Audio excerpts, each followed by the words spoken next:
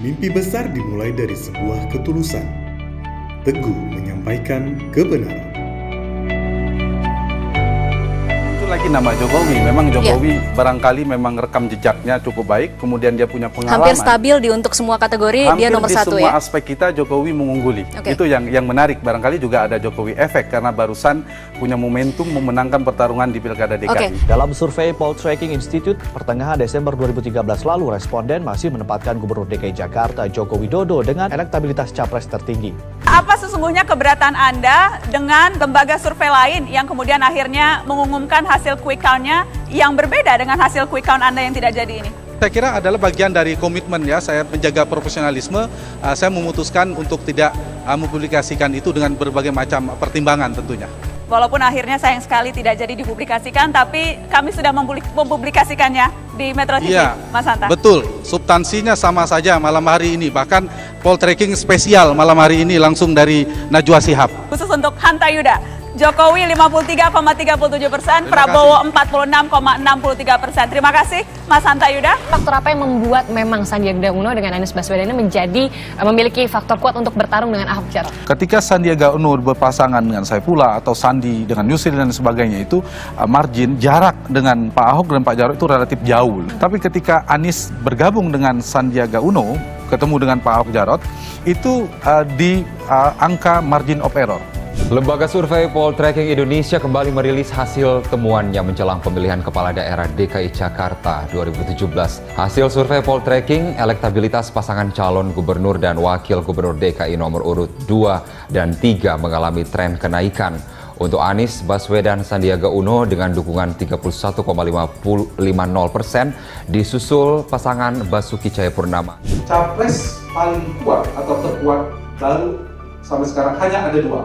Satu, Joko Widodo, presiden capres incumbent katakanlah yang akan maju. Yang kedua, bekas penantang 2014 yaitu Bapak Prabowo Subianto. Di luar nama itu belum ada potensi untuk menjadi capres kuat. Kalaupun dengan 60% ini, sebaran ini, metodologis ini, saya bismillah memprediksi 01 akan unggul. Saya garis bawah lagi, menjadi presiden, bismillah, memprediksi 01 akan menjadi Indonesia. Analisa tajam selalu disampaikan dengan cermat, membuahkan hasil tepat dan akurat.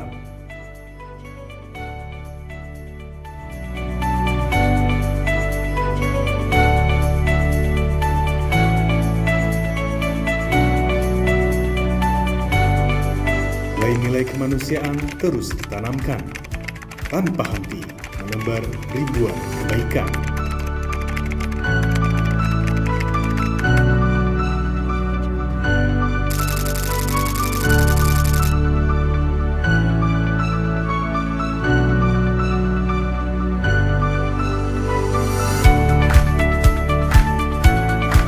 Membuahkan puluhan penghargaan menjadi satu bukti pengakuan yang membanggakan.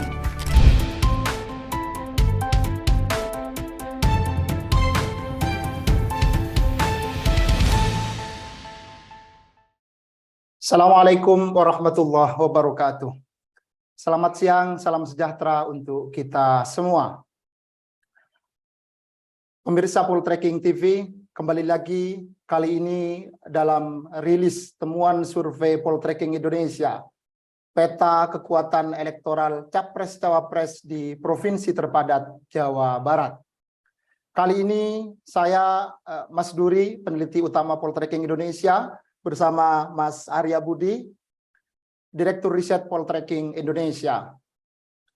Rekan-rekan jurnalis dan seluruh pemirsa Poltreking TV yang bergabung dalam Zoom atau menonton secara live di YouTube Poltreking TV.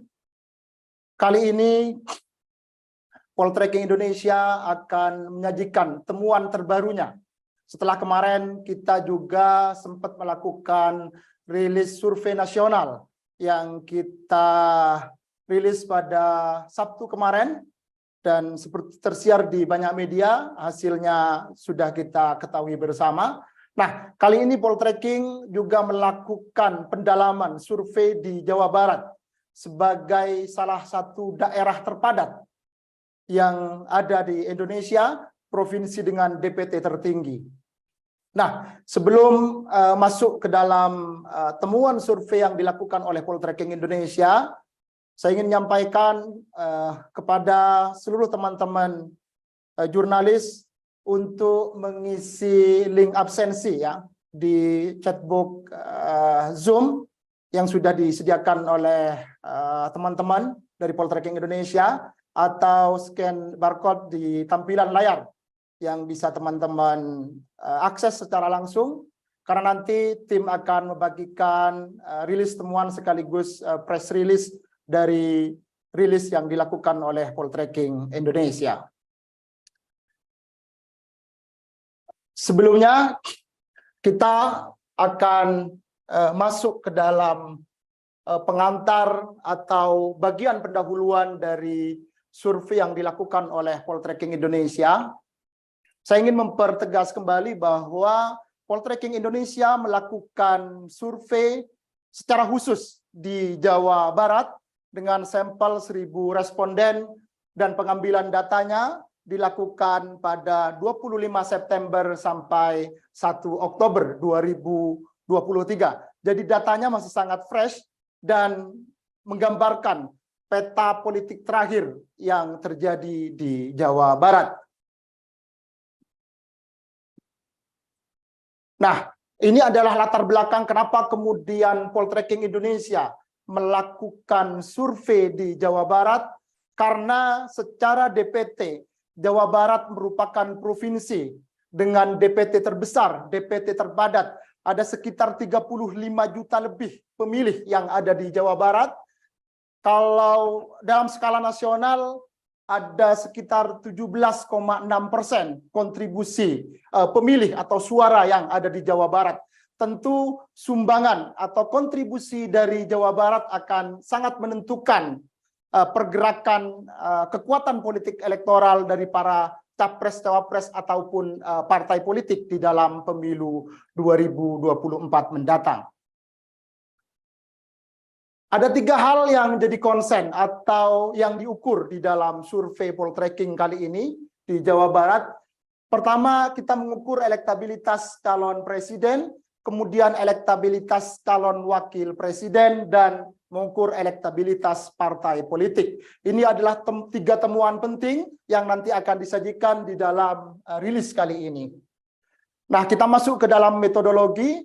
Jadi populasi di dalam survei kita adalah warga Jawa Barat yang sudah memiliki hak pilih atau sudah berusia 17 tahun ke atas atau sudah menikah. Nah, kemudian metode samplingnya kita menggunakan stratified multistage random sampling. Jumlah respondennya ada 1.000 responden, kemudian konsekuensi margin errornya ada kurang lebih 3,1%, pada tingkat kepercayaan 95%. Nah, waktu pengambilan data ini sebagaimana tadi saya pertegas dari 25 September sampai 1 Oktober, dan kita sekarang di posisi 10 Oktober, jadi ada sekitar 10 hari yang lalu pengambilan data survei ini terakhir dilakukan. Kemudian siapa yang terlibat atau surveyor atau peneliti lapangan kita yang terlibat, minimal mereka adalah mahasiswa yang sudah terlatih. Jadi ada tim training, ada tim trainer dari pusat yang kita hadirkan ke Jawa Barat untuk mengawal teman-teman peneliti lapangan atau surveyor kita untuk memastikan mereka memiliki kapabilitas dan kredibilitas untuk melakukan pengambilan data di lapangan. Kemudian dalam validasi data kita membandingkan antara hasil ya demografi dari data yang kita dapatkan di lapangan dengan Badan Pusat Statistik tahun 2020. Ini penjelasan tentang stratified multistage random sampling.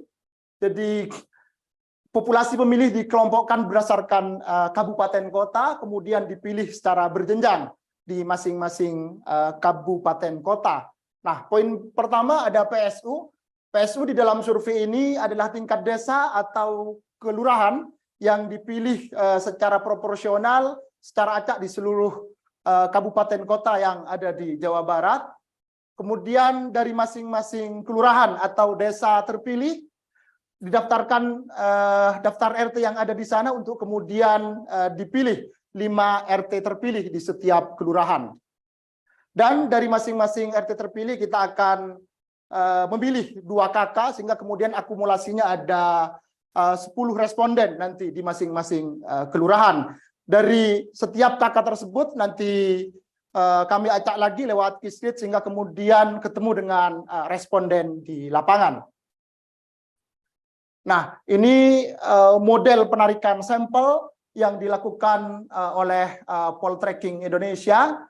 Pertama, jadi populasi pemilih provinsi dikelompokkan menurut kabupaten kota atau kita stratifikasi, kemudian di desa atau kelurahan di setiap kabupaten dipilih secara acak. Kemudian dari masing-masing desa atau kelurahan dipilih 5 RT, sebagaimana tadi juga dijelaskan. Kemudian dari RT tersebut kita pilih 2 KK, sehingga kemudian akumulasinya ada 10 responden. Nanti di masing-masing di masing-masing desa maksud saya. Kemudian nanti juga kita memastikan proporsi, jadi ada 5 laki-laki, ada 5 perempuan. Nah, untuk memastikan menjaga quality control dari survei ini, kita melakukan spot check lapangan sebanyak 20% dari total sampel yang kita datangi. Jadi teman-teman tim kita di daerah hadir datang secara langsung melakukan pengecekan atau melakukan cross check lapangan secara langsung, melakukan wawancara kembali, memastikan tidak ada error dalam proses pengambilan sampel ini. Kemudian kita juga melakukan callback dan verifikasi data. Jadi 100% dari seluruh atau dari 1.000 responden yang kita wawancara atau sampel terpilih dari survei ini, kita telepon kembali untuk memastikan memverifikasi data, memastikan bahwa profiling data, kemudian data yang diberikan kepada Poltreking Indonesia sudah benar sesuai dengan data yang masuk ke dalam dashboard survei Poltreking. Kemudian dalam proses input data sebanyak 100% dari hasil wawancara di dalam data center diverifikasi kembali untuk memastikan lagi-lagi tidak ada error dalam proses input data. Dan kita juga melakukan real time entry dari rekan-rekan teman-teman surveyor peneliti kita di lapangan. Data yang mereka input secara real time itu masuk ke dalam dashboard Poltreking, dan di sini di pusat sudah ada tim verifikator yang terlatih yang mereka by time dari menit ke menit memastikan melakukan verifikasi, karena aplikasi yang dimiliki oleh Poltreking Indonesia bisa merekam secara real time termasuk posisi pengambilan datanya di mana sudah sesuai tidak gitu. Geotagging atau posisi maps dari pengambilan data sesuai dengan kelurahan atau desa yang terpilih atau menjadi sampel di dalam survei kita.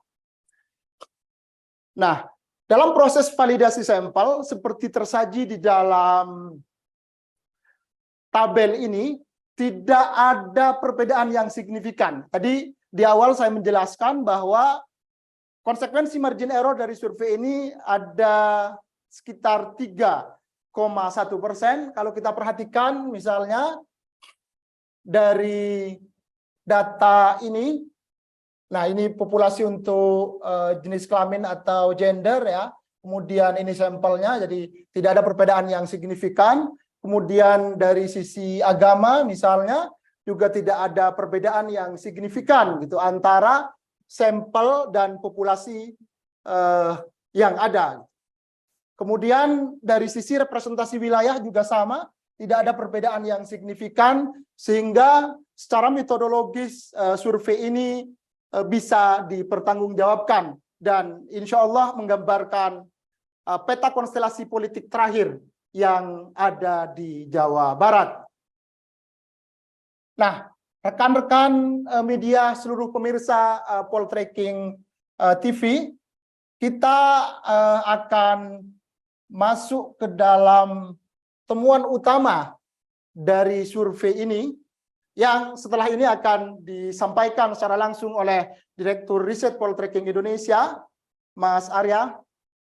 Mungkin bisa nyapa teman-teman, rekan-rekan jurnalis terlebih dahulu, Mas. Oke, sekali lagi terima kasih kepada seluruh teman-teman media, jurnalis yang sudah bergabung di Zoom maupun di kanal YouTube Poltreking TV, dan juga teman-teman lain ya, pemirsa yang juga bergabung secara live. Sekali lagi kami mengucapkan terima kasih, dan saya akan melanjutkan temuan penting yang memang juga ditunggu oleh banyak orang ya, selain elit juga publik juga menunggu.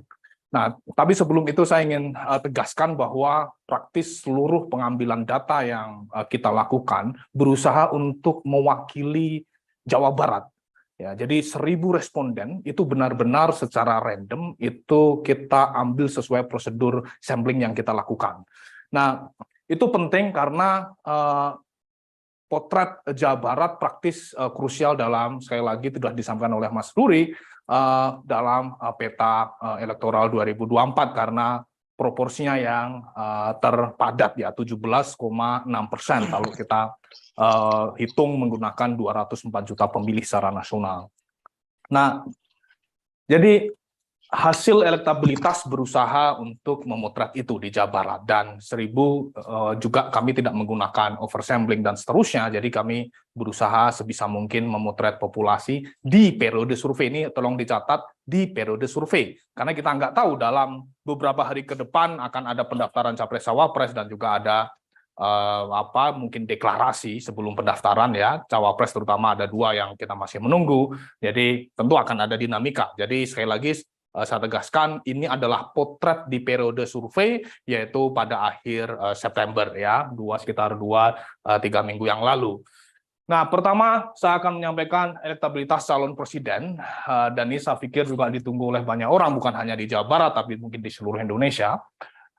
Nah, hasilnya adalah di simulasi surat suara, kami menanyakan responden dengan simulasi surat suara, di mana surveyor menampilkan layar dan juga dibantu ada kartu bantu sehingga menghindari adanya bias dalam pengambilan data.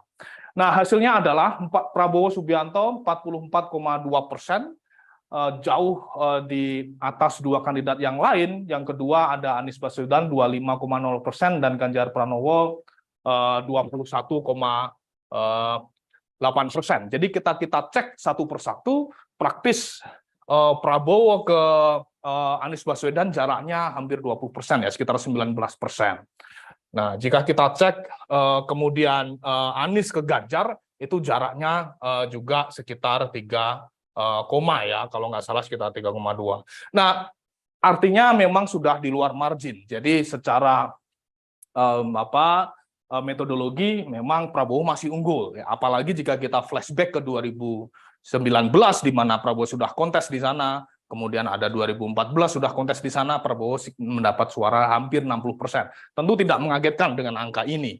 Yang perlu kita baca nanti sebaran misalnya, karena muncul ada 2 kandidat lagi, terutama ada Anies Baswedan ya, yang banyak diasosiasikan mempunyai cakupan suara di Jawa Barat. Nanti kita akan bahas setelah ini. Tapi praktis berdasarkan survei periode survei akhir September, temuan Poltreking masih mencatat Prabowo unggul di Jawa Barat ya dibandingkan 2 kandidat lain ya, disusul oleh Anies 25% dan kemudian ada belakangnya Ganjar yang memang hasilnya tipis ya, meskipun sudah di luar margin masih hasilnya tipis, tapi praktis Prabowo masih dalam tanda petik ya masih bisa merawat pemilih tradisionalnya ya yang sudah dibangun sejak 2014.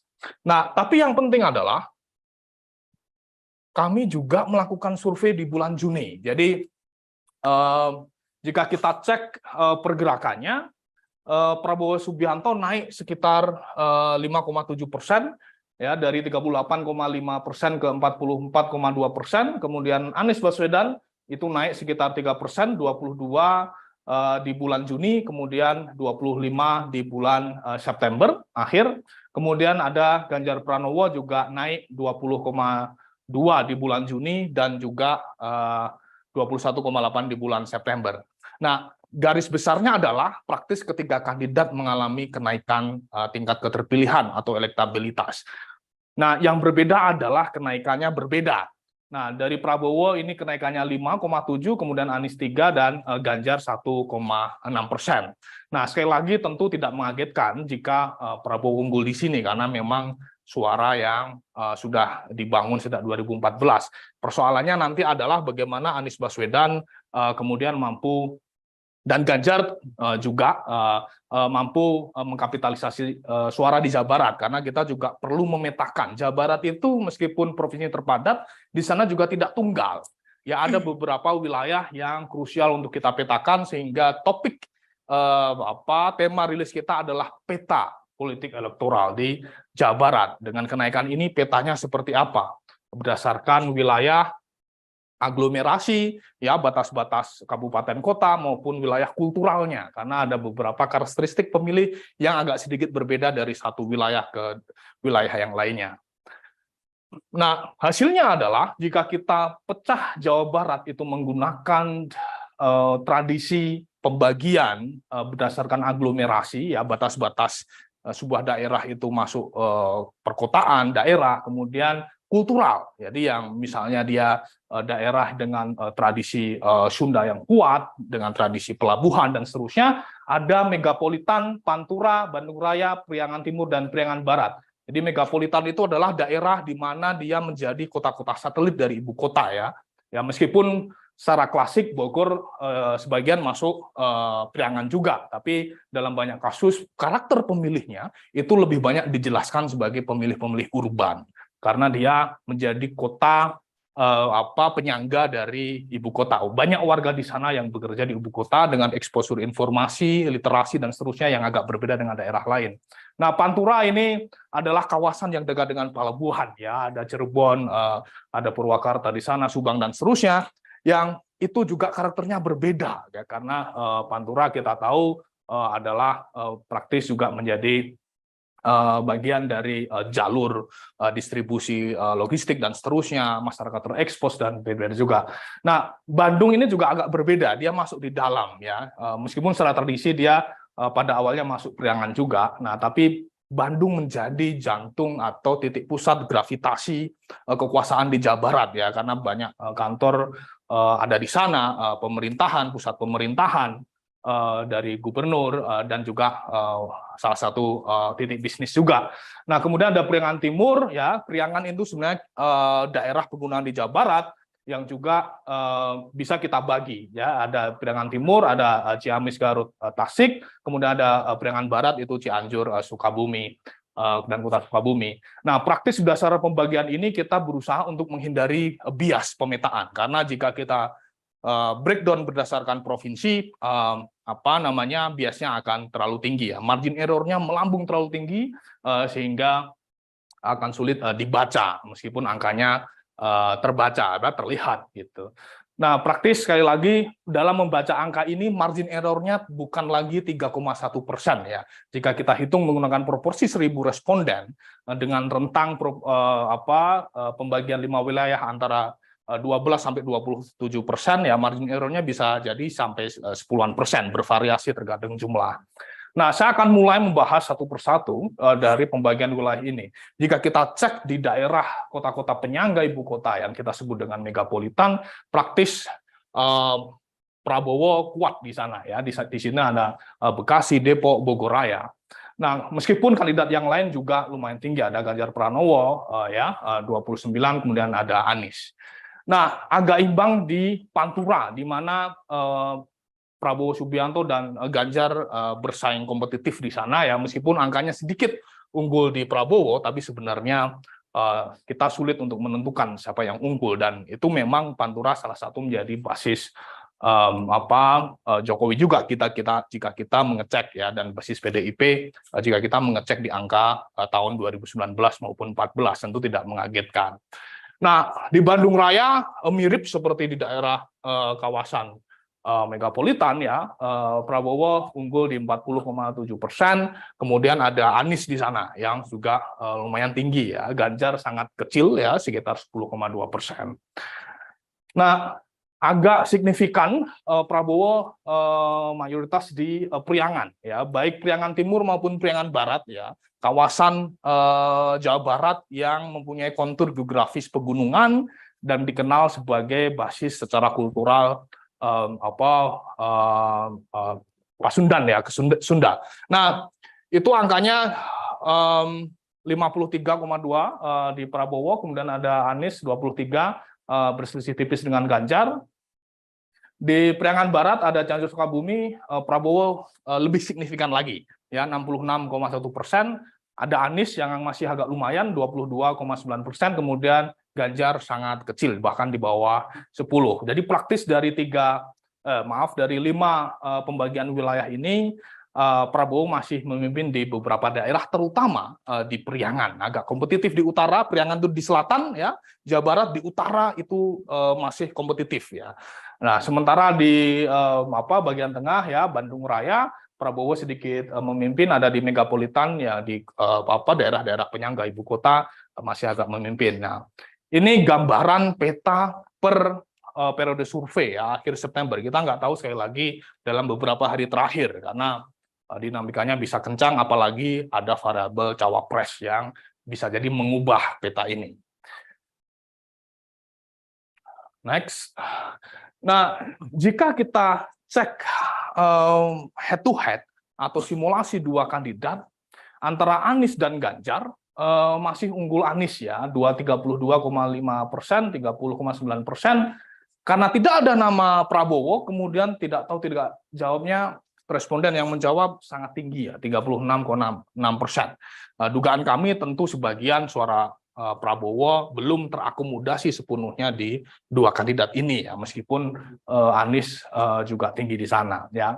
Tapi selisihnya praktis ini masih di bawah margin, ya, sekitar 2,8, ya, atau 2,6 maksud saya. Nah, jadi head to head Anies Baswedan, Ganjar, kita masih belum tahu siapa yang unggul jika kita menggunakan data survei terbaru, ya. Nah, tapi jika kita cek antara Prabowo dan Anies head to head, praktis Prabowo unggul, ya, 47,6%, Anies Baswedan 26,5%, yang menjawab tidak mau menjawab maupun mengatakan tidak tahu 25,9%. Angkanya turun.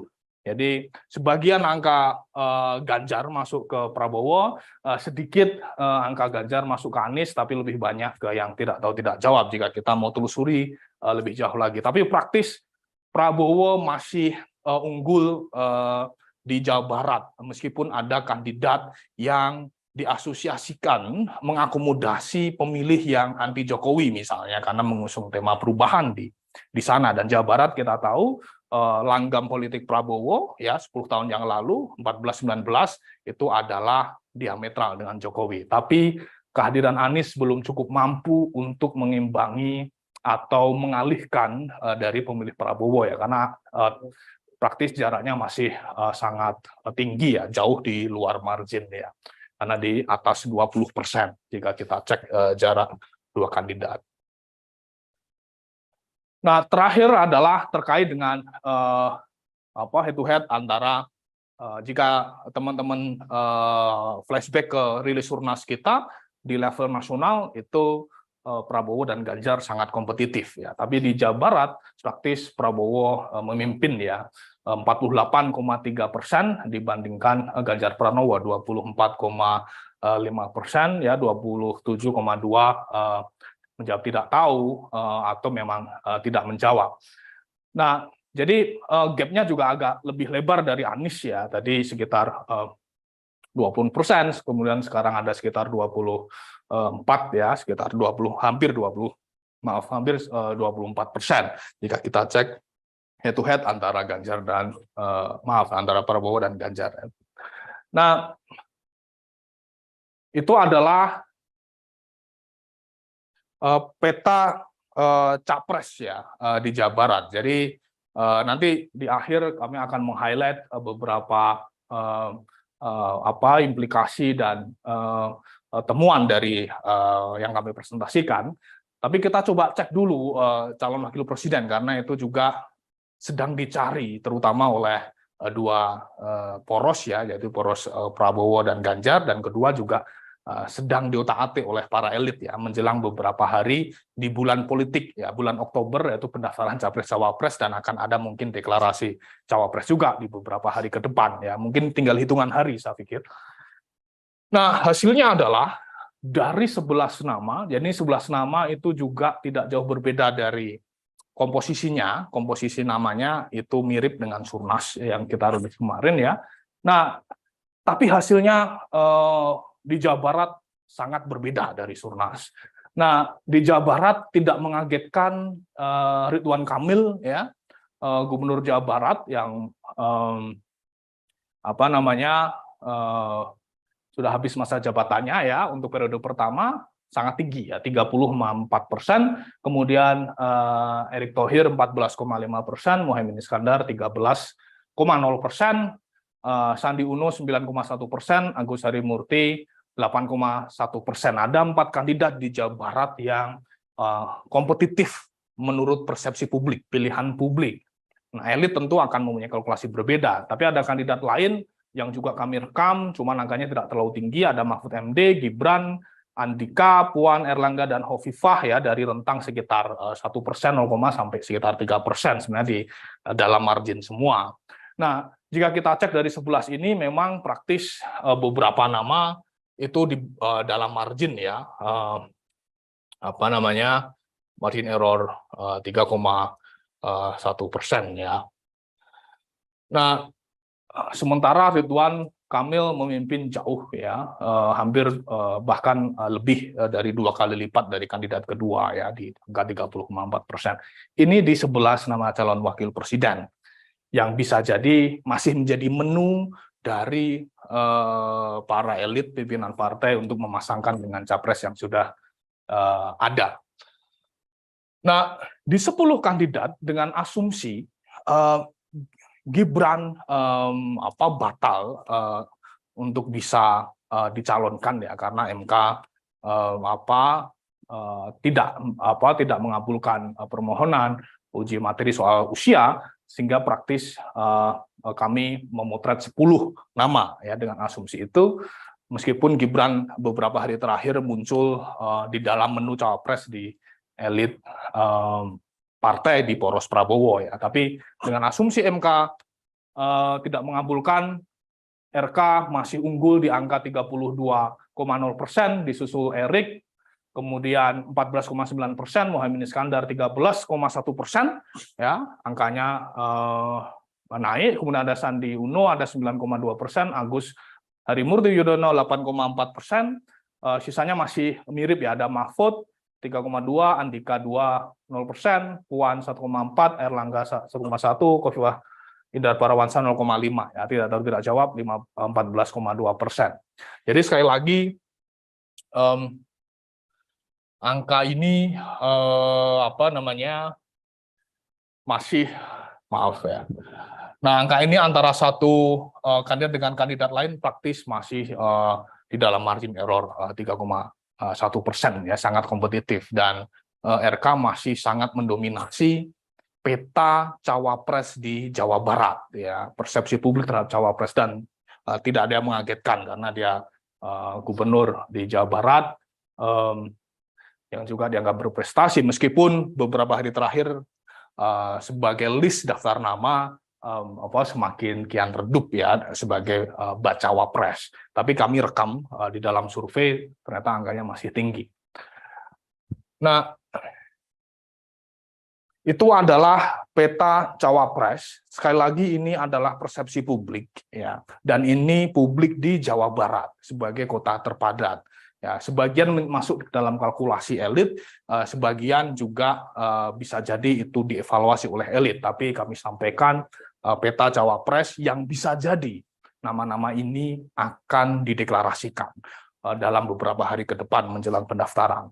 Nah, tapi penting juga untuk membaca elektabilitas partai politik, karena bagaimanapun capres-cawapres tidak akan terdaftar dan ada di surat suara tanpa diusung didaftarkan partai ke KPU ya. Nah, kami akan tampilkan peta di Jawa Barat untuk melengkapi rilis kita siang hari ini.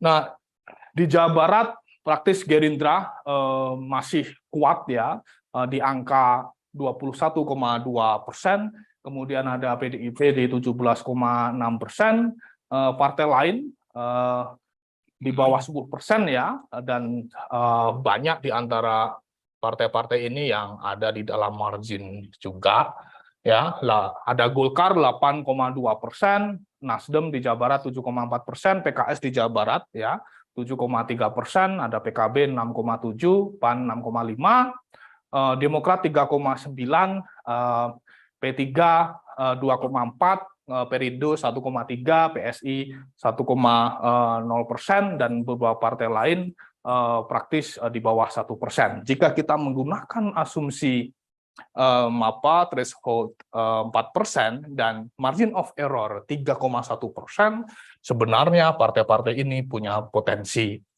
lolos ya. Nah, tentu ada 14,6% yang kita tidak tahu pilih atau belum kita identifikasi akan ke mana partai-partai ini. Tapi praktis di Jawa Barat beberapa partai ini mempunyai mempunyai potensi perolehan kursi, meskipun kita masih belum tahu apakah partai-partai lain yang di bawah 1% berdasarkan periode survei juga mempunyai mesin yang mampu mengangkat suara mereka, karena caleg bagaimanapun adalah ujung tombak partai dalam sistem pemilu terbuka kita. Nah, tapi berdasarkan elektabilitas partai, praktis ada Gerindra dan PDIP jauh di atas partai-partai lain ya di Jawa Barat, dan ini bisa jadi linear juga, ada nama Prabowo juga di sana yang sangat kuat, dan bisa jadi nanti angkanya bisa berubah, bisa jadi naik atau sedikit turun terkait dengan konstelasi capres juga, karena kita menghitung efek ekor jas dari capres ke pemilih partai. Jika kita mengasumsikan straight ticket voting, ya pemilih yang memilih pilihan partai yang sama dengan pilihan capres mereka. Nanti kita diskusikan mungkin setelah kita sampaikan data-data ini. Nah, untuk meng-highlight sekali lagi, Jawa Barat praktis menjadi provinsi terpadat dan provinsi krusial bagi bakal capres yang sekarang ini masih per hari ini kita masih menyaksikan 3 poros, dan Prabowo masih memimpin jauh di 2 kandidat yang lain, meskipun ada Anies yang santer dikabarkan mempunyai suara cukup di Jawa Barat. Tapi kita belum tahu karena mesin partai belum bekerja. Misalnya di 2018 waktu itu ada RK, kemudian ada calon gubernur dari Gerindra dan PKS yang juga hampir mendekati angka RK. Jadi mesin partai bisa jadi akan mengubah angka ini. Jadi ini praktis potret survei di mana kami mewawancara responden gitu. Nah, kemudian di simulasi head to head pun demikian Anies dan Ganjar kompetitif ya di sana. Prabowo praktis unggul bahkan di atas 20% jika kita membaca itu. Tapi secara agregat kandidat 3 capres mengalami kenaikan dengan variasi yang berbeda-beda. Prabowo kenaikannya agak cukup lumayan, disusul Anies 3, dan kemudian ada Ganjar Pranowo. Itu highlight yang ingin saya sampaikan. Dan kedua adalah soal wakil presiden. RK meskipun semakin kesini semakin hari menunya tidak beredar di elit ya, karena sudah menjadi partai Golkar, kemudian ada Erlangga yang dari Prabowo, meskipun sudah misalnya RK diisukan bertemu dengan Megawati dan seterusnya, tapi secara publik ya, ini adalah persepsi publik, angka dia masih tinggi, disusul dengan beberapa angka lain ya, ada Erick Thohir yang juga tinggi di Jawa Barat, Muhaimin Iskandar ya tinggi juga di Jawa Barat ya. Jadi potret survei ini memang dilakukan setelah ada deklarasi di awal bulan September kalau tidak salah ya, Muhaimin dipasangkan dengan Anies, sehingga angkanya bisa jadi menjelaskan itu. Nah, dan ada beberapa kandidat lain yang juga kuat, ada Sandi dan kemudian ada Agus Harimurti Yudhoyono. Nah, secara peta politik di beberapa daerah Prabowo memang unggul ya, terutama daerah Priangan ya, Jawa Barat bagian selatan, daerah pegunungan yang dalam banyak hal dijelaskan sebagai basis kultural, Pasundan, kemudian di Pantura, Jawa Barat bagian utara, dia kompetitif dengan Capres Ganjar. Meskipun di daerah Bandung dan daerah megapolitan angkanya unggul, tapi juga ada Anies Baswedan di sana yang bisa jadi secara political map, electoral map itu juga kompetitif nanti di pemilu. Apalagi nanti setelah ada pendaftaran Capres, kita cek lagi. Nah, kemudian terakhir adalah peta partai. Sekali lagi kita akan sulit membicarakan capres cawapres tanpa membicarakan partai, dan partai di Jawa Barat terpotret Gerindra dan PDIP unggul jauh, disusul ada Golkar, Nasdem, ya, partai-partai di DPR sekarang yang juga terekam mempunyai potensi mendapatkan kursi juga di Jawa Barat. Saya pikir itu temuan survei poltreking di Jawa Barat ya per 25 September sampai 1 Oktober. Sekali lagi, perilaku pemilih ini dinamis dan eksposur kampanye dan mesin politik baik capres maupun mesin partai bisa jadi mengubah angka yang kami presentasikan. Tapi saya pikir itu Mas Rudi yang kita rilis ya untuk Jawa Barat waktu kami balikan. Baik. Pemirsa Poltreking TV, rekan-rekan jurnalis, dan seluruh teman-teman yang bergabung dalam rilis survei Poltreking Indonesia di Jawa Barat. Baru saja Mas Arya sudah memaparkan temuan utama atau angka elektabilitas dari capres, kemudian cawapres, dan partai politik. Kalau kita perhatikan rekan-rekan, tapi sebelumnya, bagi rekan-rekan media yang ingin menyampaikan pertanyaan atau seluruh pemirsa yang ingin menyampaikan pertanyaan atau ada hal yang ingin didalami dari survei ini, bisa secara langsung menyampaikan ya secara tertulis di chatbox link Zoom yang sudah disediakan oleh teman-teman Poltreking Indonesia. Nah, Mas Arya, saya kira menarik ya temuan survei kita tadi. Misalnya di Capres, kita melihat bahwa Prabowo Subianto sudah rebound kembali, gitu. Setidaknya dibandingkan dengan temuan kita, temuan sebelumnya.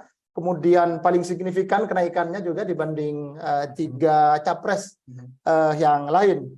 Dan ini tadi seperti juga disinggung oleh Mas Arya, menjelaskan bahwa basis atau investasi politik dari Prabowo Subianto di pemilu sebelumnya, di Pilpres 2014, 2019, mulai menggeliat kembali gitu.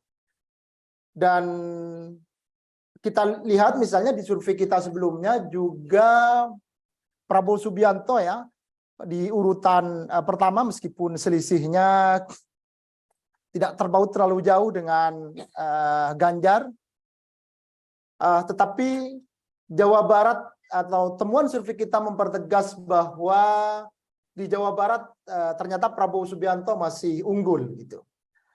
Nah, meskipun kita misalnya bisa mendalami lagi, ada basis-basis yang bersinggungan misalnya antar Anies Baswedan gitu.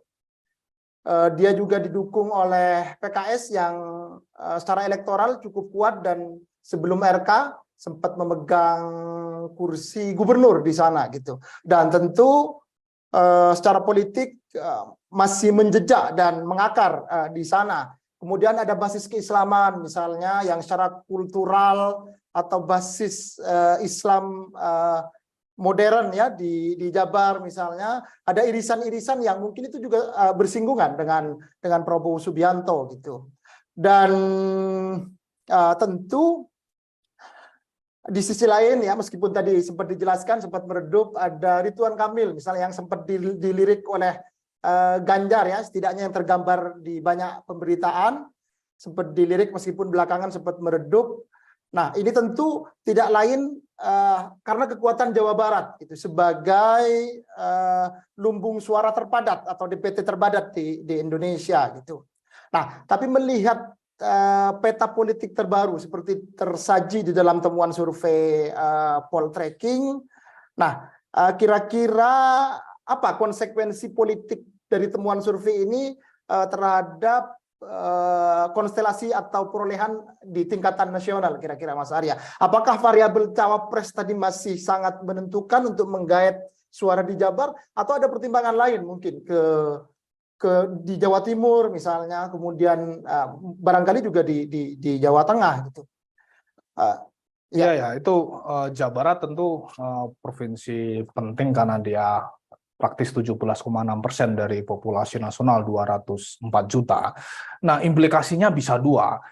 Antara cawapres nanti yang kemudian mengatrol, menaikkan suara capres, atau sebaliknya, suara capres yang mengerek, yang menarik suara cawapres. Jadi jika kita cek kembali tadi, Muhaimin yang mempunyai basis di Jawa Timur, ternyata tinggi. Ya, sekitar 13% ya di simulasi ya, di 2 digit lah ya, sekitar di simulasi 11 dan simulasi 10.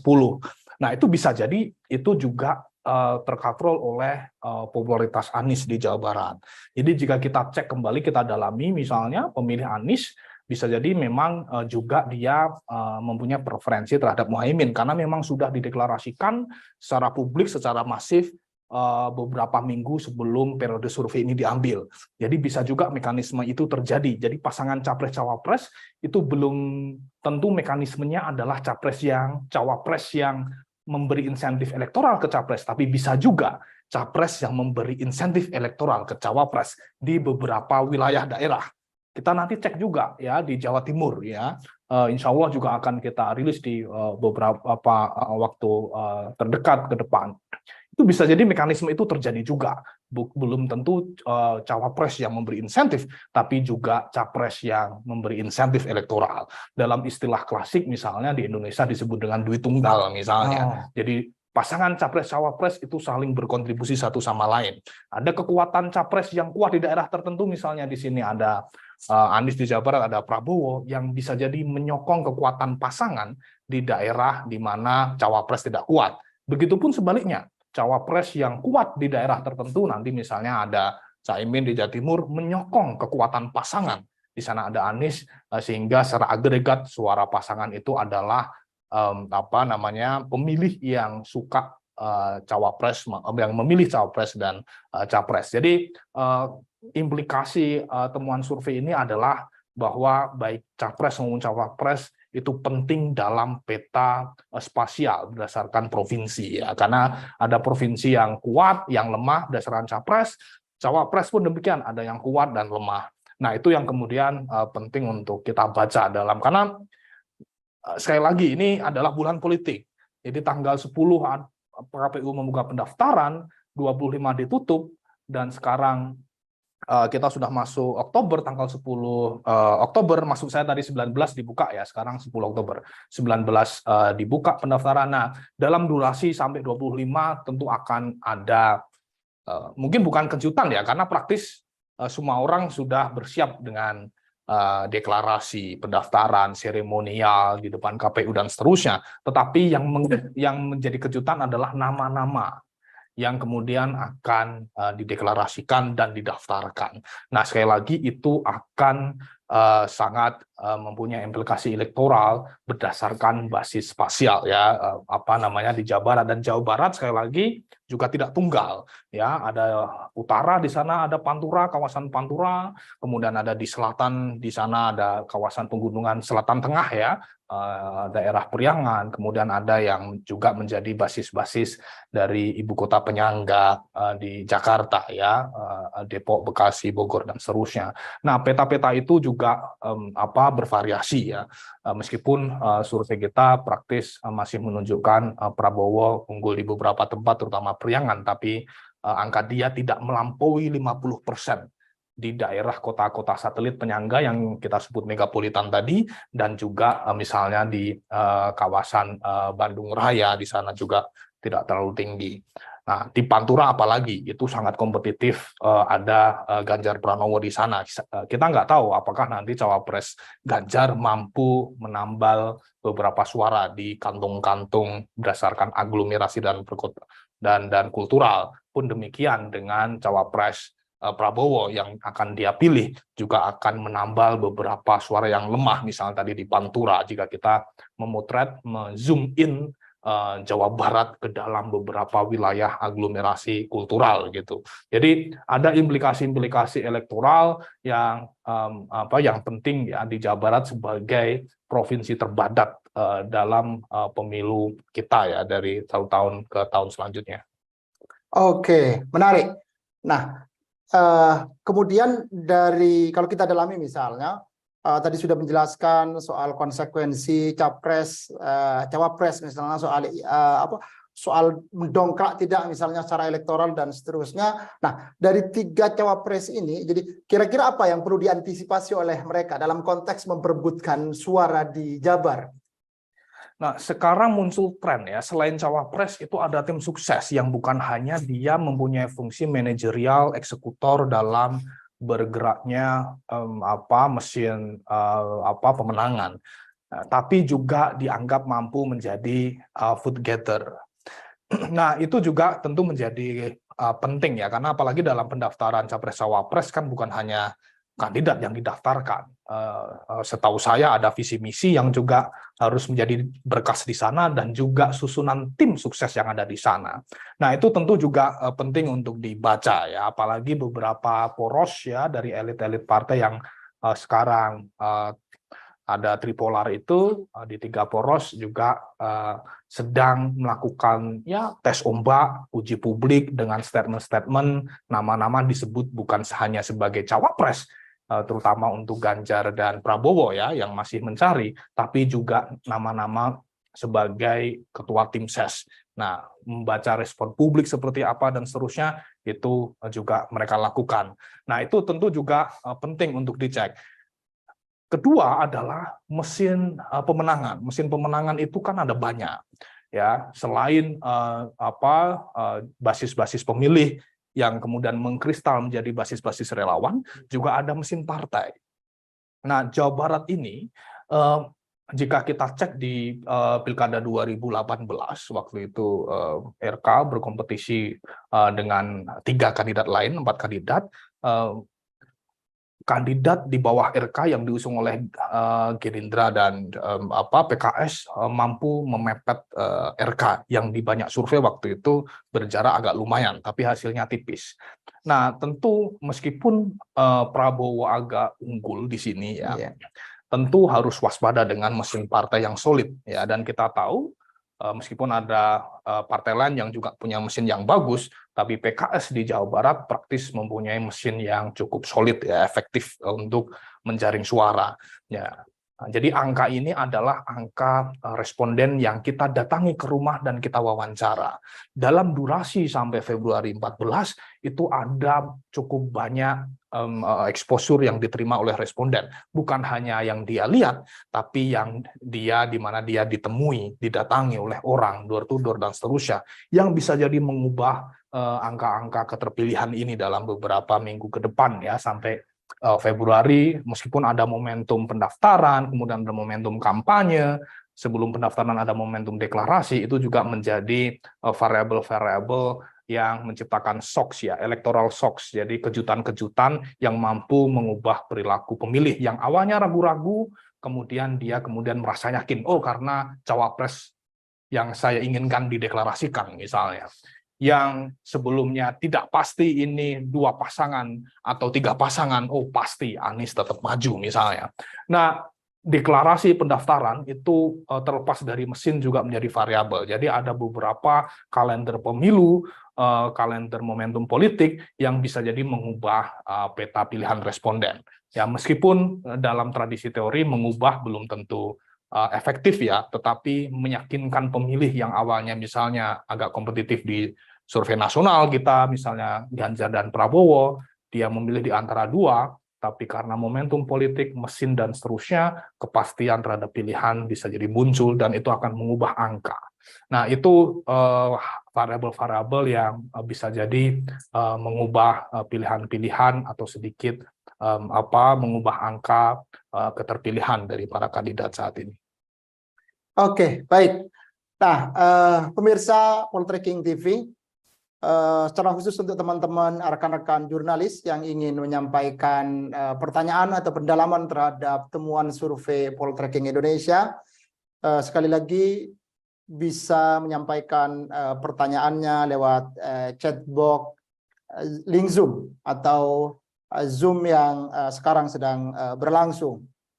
Nah, ini ada pertanyaan yang masuk, menarik menurut saya. Jadi dalam simulasi 11 atau 10 capres di dalam temuan survei ini ada 3 ya, ada 3 yang 2 digit, ada Ridwan Kamil, kemudian ada Erick Thohir, ada Muhaimin Iskandar. Muhaimin tadi sempat di highlight soal kenapa dia kemudian tinggi di Jabar karena kegerek ya oleh Anies gitu, meskipun suara Anies sendiri misalnya tidak bergerak signifikan ya di Jawa Barat. Nah, kemudian Ridwan Kamil tadi sempat disinggung juga masih redup lah setidaknya dari radar elit dan potensi untuk mendampingi Ganjar Pranowo gitu. Nah, ada nama Erick Thohir di sini yang menjadi yang setidaknya ya dalam beredar lah informasi bahwa masuk dalam radar Cawapres Prabowo Subianto gitu. Nah, kira-kira seberapa besar faktor Erick Thohir gitu untuk mendongkrak suara Prabowo Subianto semakin besar di Jawa Barat? Karena kalau kita lihat di sini di urutan kedua ya, di urutan kedua terbesar secara elektabilitas. Itu pertanyaannya, Mas. Oke, jika kita cek dari kandidat-kandidat yang berada di angka margin ya sekitar misalnya hampir 10% atau di atas 10%, ada sekali lagi saya review Ridwan Kamil 32% di simulasi 10, ada Erick Thohir 14,9, hampir 15%, di bawahnya Muhaimin Iskandar, Sandi, dan kemudian AHY. Dari nama-nama ini jika kita cek satu persatu. RK itu angkanya tinggi, tetapi dia praktis tidak lagi masuk di radar karena ada statement dari politisi PDIP ya waktu itu kalau tidak salah Puan Maharani menyebutkan bahwa ya RK sudah ada di Prabowo karena praktis dia di Golkar dan Golkar sudah dengan Prabowo. Jadi fatsun politik itu kemudian menjadi barrier RK masuk di radar. Nah, tapi bisa jadi RK bisa difungsikan sebagai panglima di Jawa Barat oleh tim Prabowo. Nah, sehingga untuk radar cawapres kemudian akan sulit jika masuk di dalam kalkulasi elit. Nah, Muhaimin Iskandar itu adalah yang sudah terkunci ya, kita nggak tahu, jadi sudah cawapres itu nggak perlu lagi kita perdalam. Nah, Sandi Uno dia masih di dalam listnya Ganjar sampai sekarang, meskipun beberapa hari terakhir muncul nama-nama dari Jawa Timur ya dibandingkan Jawa Barat. AHY sudah masuk di Prabowo ya, Demokrat bergabung di Prabowo, tapi nama dia praktis tidak muncul sebagai menu dalam cawapres ya, selain beberapa statement ada politisi lain, ada Gibran dan ada Erlangga seterusnya. Nah, Erick memang dari keempat kandidat kuat ini satu-satunya figur cawapres yang dipotret di survei yang berpotensi masih menjadi menu di dalam pencarian cawapres, yaitu menunya dari poros Prabowo Subianto. Jika kita flashback lagi ke tanda-tanda politik yang disampaikan oleh elit, ada potensi Erick dilirik karena untuk terutama jika mempertimbangkan Jawa Barat untuk mengembalikan suara Prabowo ke 60 atau meningkatkan lagi di atas 60%. Karena jika kita cek 14-19 itu angkanya hanya naik 0, di Jawa Barat. Ya, jadi angkanya dari 59,7% di 14, kemudian di pemilu 2019 dia angkanya 59,9 kalau tidak salah. Ya, hampir 60%, tapi belum tembus di atas 60%. Apalagi sekarang ada Anies. Jika disurvei angkanya tidak sampai 50%. Ya, jika TTTJ tadi ya ada angka sekitar belasan persen digabungkan ke sekitar 40-an baru 60-an persen. Tapi tentu yang menjawab tidak tahu maupun tidak menjawab rahasia belum tentu semuanya akan di Prabowo dan hampir tidak mungkin semuanya ke Prabowo. Pasti kemudian terdistribusi ke Anies. Ada potensi bisa jadi Prabowo tidak sampai mayoritas di Jawa Barat seperti di 14 atau 19. Angkanya bisa jadi tidak tembus 50%. Yang itu menjadi disinsentif bagi Prabowo di Jawa Barat. Nah, jika kita cek menggunakan kalkulasi itu, Erick bisa jadi menambal suara. Karena jika menggunakan simulasi 11 maupun 12, angkanya di angka 14,9%. Jika angka ini terkonversi dalam bilik suara, ada potensi Prabowo masih mempertahankan perolehannya paling tidak 60%. Nah, itu yang kita baca. Jadi ada menu-menu yang disajikan oleh elit, sebagian menu disingkirkan, sebagian bertahan. Kedua, potensi dari publik. Ketiga adalah basis trajektori elektoral dari masing-masing capres ya, Prabowo dengan mereview di angka di tahun 14 maupun pemilu 2019. Nah, saya pikir itu ya jika kita membaca dari peta cawapres ya dan elit ya. Iya. Baik, menarik.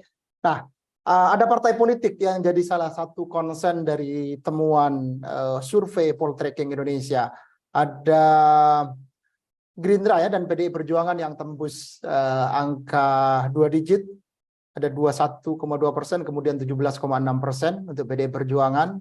Di bawahnya ada Golkar, ada Nasdem, kemudian ada PKS, kemudian PKB dan PAN yang cukup signifikan lah, atau setidaknya kalau versi Jawa Baratnya ini ya, versi Jabar di atas ambang batas parlemen ya, meskipun tentu nanti konversinya ke nasional gitu. Nah, setidaknya ini terlihat jadi Prabowo tinggi tadi, kemudian Gerindra juga cukup signifikan secara suara, kemudian ada PDI Perjuangan. Artinya meskipun Ganjar di posisi nomor 3 tadi, tapi secara mesin politik PDI Perjuangan cukup signifikan di sini. Meskipun tadi ya ada irisan-irisan lain, Anies unggul di PKS misalnya, pemilih ideologis PKS, kemudian basis massa Islamnya misalnya, ada Nasdem juga yang cukup signifikan. Meskipun di Prabowo ada Golkar juga ya di Jawa Barat yang cukup kuat gitu. Nah, ini kan pemilu serentak nanti gitu.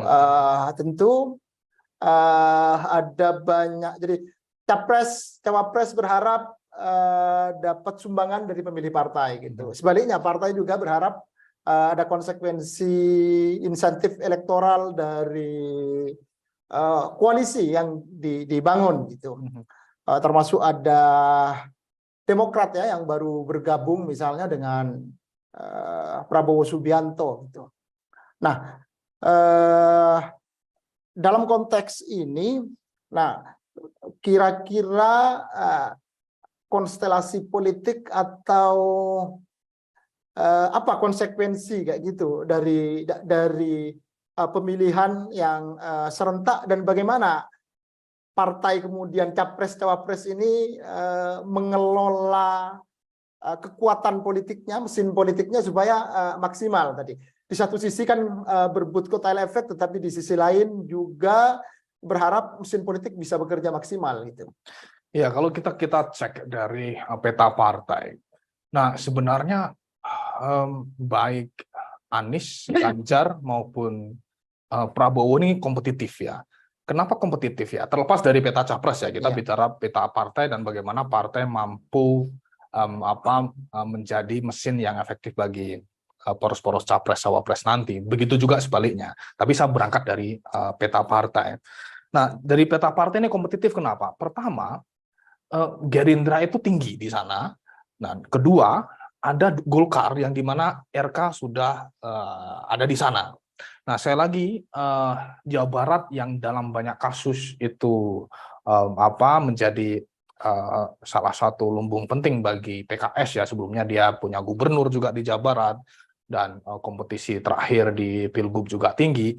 Tentu juga di kubu Anies itu juga kuat, kompetitif, karena ada ada PKS juga di sana. Tentu saya juga tidak mengunci bahwa ada kontribusi yang tidak sedikit juga dari partai lain ya, ada Nasdem dan juga PKB yang terekam di survei juga tinggi. Tapi dari efektivitas mesin memang PKS termasuk salah satu yang solid ya. Nah, kedua adalah Ganjar itu juga kompetitif. Kenapa kompetitif? Karena di sana ada PDIP yang mempunyai basis massa tradisional yang kuat juga, terutama di kawasan-kawasan Pantura ya. Nah, Di survei kita juga tinggi ya, 17,6% sekian persen. Dan trajektori elektoral di pemilu sebelumnya PDIP juga tinggi. Nah, tentu mesin PDIP juga penting dihitung di sana. Meskipun kita tahu ada wakil gubernur yang juga berangkat dari koalisinya Ganjar, yaitu P3. Dan juga menjadi wakil gubernur ya, Ruzanul Ulum. Nah, itu juga menjadi bisa jadi menjadi salah satu panglima di Jawa Barat bagi mesin pemenangan Ganjar. Nah, jika kita merangkum secara keseluruhan dari peta partai, tentu ada partai-partai yang tidak saya sebut pasti berkontribusi juga. Nah, kita rangkum jadi secara mesin 3 kandidat sebenarnya sangat kompetitif ya, secara mesin ya. Hanya kemudian yang membedakan adalah terkait dengan basis pemilih-pemilih tradisional. Tadi ada Prabowo yang sudah dirawat 10 tahun, 1 dekade lebih. Kemudian ada sebagian pemilih Anies yang kecewa dengan Prabowo, misalnya bergabung dengan Jokowi, ya pemilih-pemilih yang memang secara predisposisi ya, basis sosiologis dan ideologisnya berseberangan misalnya dengan Jokowi, bisa jadi memang terakomodasi di Anies. Tapi secara partai praktis kompetitif di antara 3 poros yang ada gitu. Jika kita cek ke elektabilitas partai dan rekam jejak elektoral partai-partai di pemilu sebelumnya ya, dan termasuk oleh Pilgub ya, ada figur-figur tadi yang cukup kuat ya, baik di Ganjar, ada di Prabowo dan seterusnya gitu.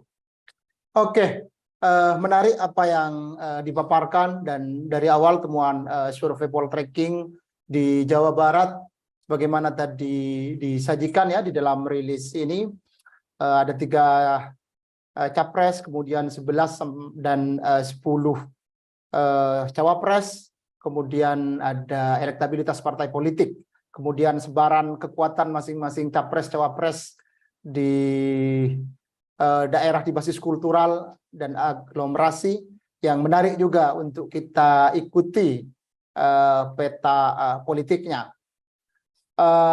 Pemirsa Poltreking TV, rekan-rekan jurnalis yang mengikuti rilis ini, berdasarkan pengalaman Pilpres yang lalu, setidaknya 2 pemilu sebelumnya, pemenang 2 Jawa adalah pemenang Pilpres 2024. Dan kali ini Poltreking Indonesia menyajikan rilis temuannya di Jawa Barat gitu. Dan kita tahu di Jawa Tengah ada Ganjar Pranowo yang dalam banyak temuan survei juga unggul di sana.